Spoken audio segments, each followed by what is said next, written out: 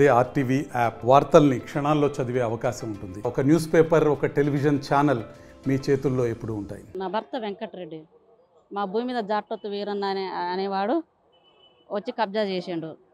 Police protection కూడా వచ్చింది. మాకు అనుకూలంగా కూడా కోర్టు నుంచి కూడా వచ్చింది. పోలీసు ఇంజక్షన్ ఆర్డర్ కూడా వచ్చింది. వచ్చిన పోలీసులు అక్కడికి పోయి మరి మా భూమి మాకు వచ్చింది కదా, మీరు ప్రొటెక్షన్ ఇవ్వండి, పోలీసులను పంపి అంటే వాళ్ళు సిఐ కానీ ఎస్ఐ కానీ ఎవరైనా పట్టించుకోలేదు.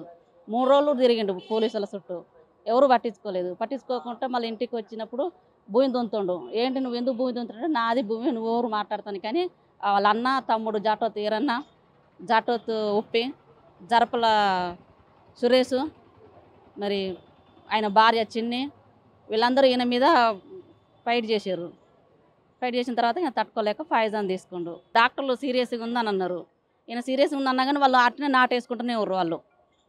వాళ్ళ భూమి వాళ్ళు మా భూమిలో వాళ్ళు నాటేస్తూనే ఉర్రు. మాకు ఎక్కడికి పోయినా ఈ పోలీసుల వల్ల న్యాయం జరగట్లేదు. సిఐ కానీ ఎస్ఐ కానీ మాకు న్యాయం ఏం చేయలేదు. ఎన్ని రోజులు తిరిగినా కానీ న్యాయం చేయలేదు. వాళ్ళు 10 సంవత్సరాలు అవుతుంది మా భూమి జాటొత్తు వీరన్న కబ్జా చేసిండు. 10 సంవత్సరాల నుంచి తిరుగుతున్నాను నేను. తిరిగినా కూడా ఎవరి దగ్గరికి వెళ్ళినా న్యాయం చేయట్లేరు. లాస్ట్కు మా ఆయన కాకపోతే కూడా మా ఆయనను కూడా ఇట్లనే కొట్టి పాయిజన్ తాగి చంపేశారు వాళ్ళే.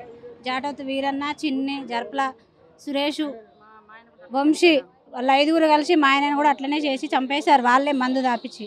లాస్ట్కు పోలీసుల కాడికి పోయినా కూడా వాళ్ళు ఏం పట్టించుకోలేదు.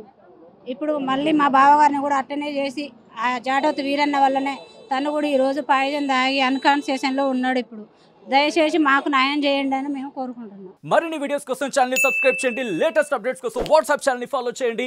అండ్ లింక్ డిస్క్రిప్షన్ లో ఉంది.